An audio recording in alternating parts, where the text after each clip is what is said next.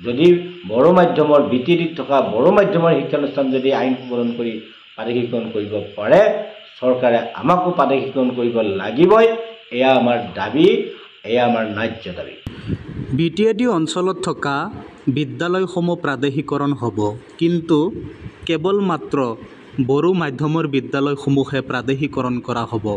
ইতিমধ্যে শিক্ষা বিভাগে সিদ্ধান্ত লৈছে যে নিৰ্বাচনৰ ফলাফলৰ পিছতেই প্ৰয়োজনত আইন সংশোধন কৰি হ'লেও BTAD অঞ্চলৰ বড়ো মাধ্যমৰ বিদ্যালয়সমূহ প্ৰাদেশিকৰণ কৰা হ'ব। কিন্তু BTAD চুক্তি অনুসৰি 6.3 দফা অনুযায়ী উল্লেখ আছিল যে BTAD অঞ্চলত থকা সকলো মাধ্যমৰ বিদ্যালয়সমূহ প্ৰাদেশিকৰণ কৰা হ'ব। কিন্তু এইবাৰ চৰকাৰে যি সিদ্ধান্ত লৈছে, সেই সিদ্ধান্তৰ বিৰুদ্ধে তীব্ৰ প্ৰতিক্ৰিয়া প্ৰকাশ কৰিছে সদৌ অসম অপ্ৰাদেশিকৃত শিক্ষক কৰ্মচাৰী সংস্থাই। আমি শুনো আহকচোন। সদৌ অসম অপ্ৰাদেশিকৃত শিক্ষক কৰ্মচাৰী সংস্থাৰ সভাপতি হৰমোহন বৰাদেৱে কয় যে BTAD অঞ্চলত থকা সকলো মাধ্যমৰ বিদ্যালয় প্ৰাদেশিকৰণ কৰাৰ উপৰিও ৰাজ্যৰ সৰ্বস্তৰৰ প্ৰাথমিক বিদ্যালয়ৰ পৰা কলেজলৈকে ভেঞ্চাৰ সেই বিদ্যালয়সমূহ প্ৰাদেশিকৰণ কৰিব লাগে ৰাজ্য চৰকাৰে। সদৌ অসম অপ্ৰাদেশিকৃত শিক্ষক কৰ্মচাৰী সংস্থাৰ নিম্ন প্ৰাথমিকৰ পৰা মহাবিদ্যালয় পৰ্যায়লৈকে লগতে 2013 চন আৰু 2021 চনত বঞ্চিত ছটাৰ সকলো শিক্ষাগুৰু কৰ্মচাৰীক মই মোৰ আন্তৰিক শ্ৰদ্ধা আৰু সংগ্ৰামী অভিনন্দন যাচিলোঁ। ছটাৰ শিক্ষাগুৰুসকল, আমি ইতিমধ্যে বহু বেয়া খবৰে আমাৰ মন আৰু মগজু ভাৰাক্ৰান্ত কৰি পেলাইছে। আমি যিমান আশা কৰিছিলোঁ, সপোন দেখিছিলোঁ, আজি সকলোবিলাক ধূলিসাৎ হৈ গৈছিল। তেনে এক মুহূৰ্ততে আজি এটা ND24ত আমি এটা খবৰ শুনিবলৈ পালোঁ যে খবৰটো এনেকুৱা ধৰণৰ যে BTADত অসম চৰকাৰে যিখিনি বড়ো মাধ্যমৰ শিক্ষানুষ্ঠান, এই শিক্ষানুষ্ঠানখিনিক প্ৰাদেশিকৰণৰ আওতালৈ আনিব, প্ৰাদেশিকৰণ কৰিব। প্ৰয়োজন বোধে 2017-18 চনৰ যিখন পদ প্ৰাদেশিকৰণ আইন, এই আইনখন সংশোধন কৰি হ'লেও কেৱল মাত্ৰ বড়ো মাধ্যমৰ শিক্ষানুষ্ঠানখিনিকহে প্ৰাদেশিকৰণ কৰিব। যে আমাৰ কথা হ'ল যে BTADখন কোনো কাৰণতে আমি BTADৰ মানুহখিনিক বা BTADৰ শ্ৰদ্ধাৰ শিক্ষাগুৰুসকলক বেয়া পায় বা তেওঁলোকৰ প্ৰাদেশিকৰণটো হ'ব নালাগে বুলি ভাবি এই কথাখিনি কিন্তু আমি কোৱা নাই। মই তেওঁলোকক প্ৰথমতে হাতযোৰ কৰি তেওঁলোকৰ ওচৰত ক্ষমা বিচাৰিছোঁ যে আপোনালোকে অন্ততঃ BTADৰ যিখিনি আমাৰ শ্ৰদ্ধাৰ শিক্ষাগুৰু আছে, আপোনালোকে এই কথাখিনিক মানে নেগেটিভ চেঞ্চত নল'ব।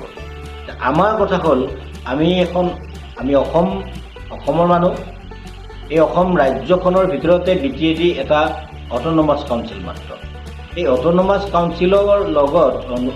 কাউন্সিলৰ চৰকাৰ, বড়ো ষ্টুডেণ্ট ইউনিয়ন, সাহিত্য সভা, এওঁলোকৰ লগত 2020 চনতে অসম চৰকাৰ আৰু কেন্দ্ৰীয় চৰকাৰে এখন চুক্তি কৰিছিল।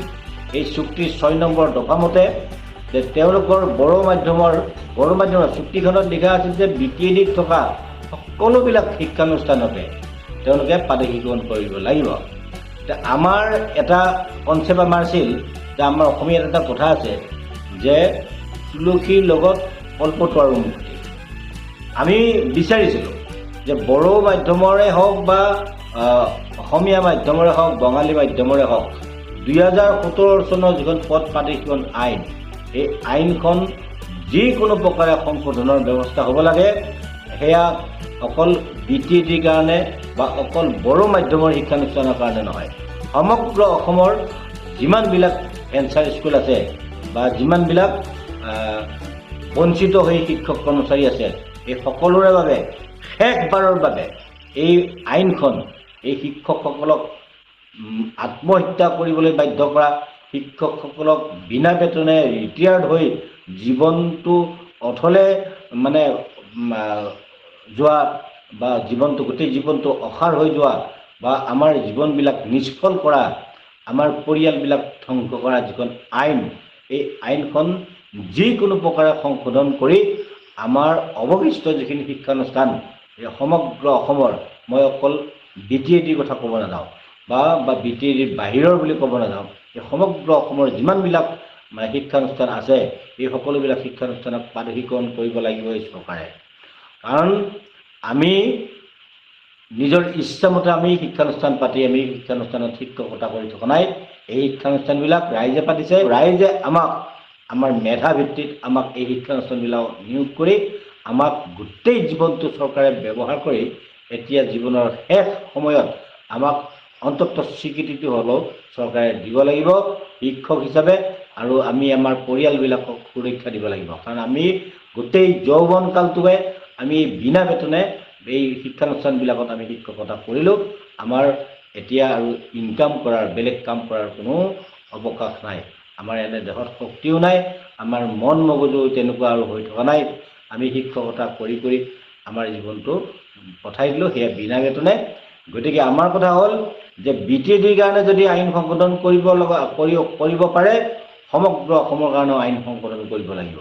এই আইনখন কাৰো জন্ম পত্ৰিকা নহয়, এই আইনখন কোনো সংবিধান নহয়, আৰু ভাৰতৰ সংবিধানো বহুবাৰ সহস্ৰাধিক সংশোধন হৈছে। এই 17-18 আইনখন সংশোধন কৰিব নোৱাৰাৰ কোনো কাৰণ নাই। কেৱল মতলবৰ কাৰণে, এই চৰকাৰখনৰ মতলবৰ কাৰণে আৰু এওঁলোকৰ উদ্দেশ্যপ্ৰণোদিতভাৱে এই আইনখন আনিছিল, আৰু উদ্দেশ্যপ্ৰণোদিতভাৱে আনাৰ কাৰণেই সংশোধন কৰি আমাক প্ৰাদেশিকৰণৰ যিটো ন্যায্যতা সেইটো আমাক দিবৰ কাৰণে টান পাই আছে। আমাৰ এতিয়া কথাটো হ'ল যে আমি BTEDৰ কাৰণে যদি আইন সংশোধন কৰি যদি তেওঁলোকক বড়ো মাধ্যমৰ শিক্ষানুষ্ঠানখিনি যদি প্ৰাদেশিকৰণৰ ব্যৱস্থা কৰিব পাৰে, তেতিয়া সেই BTEDতে থকা যিখিনি অসমীয়া মাধ্যমৰ শিক্ষানুষ্ঠান, যিখিনি বঙালী মাধ্যমৰ শিক্ষানুষ্ঠান, যিখিনি বা অন্যান্য মাধ্যমৰ যিবিলাক শিক্ষানুষ্ঠান, ভেঞ্চাৰ শিক্ষানুষ্ঠান, সেইবিলাককো প্ৰাদেশিকৰণ কৰিব লাগিব। আৰু আমাৰ অসমৰ নন BTEDৰ যিমান শিক্ষানুষ্ঠান আছে, ভেঞ্চাৰ শিক্ষানুষ্ঠান, এই শিক্ষানুষ্ঠানবিলাককো প্ৰাদেশিকৰণ কৰিব লাগিব। 2013 চন আৰু 2021 চনত বঞ্চিত কৰি ৰখা এই শিক্ষকসকলকো, কৰ্মচাৰীসকলকো প্ৰাদেশিকৰণ কৰিব লাগিব। এয়া আমাৰ দাবী। আৰু ঠিক নিৰ্বাচনী অধিসূচনা শেষ হোৱাৰ লগে লগে 4 জুনত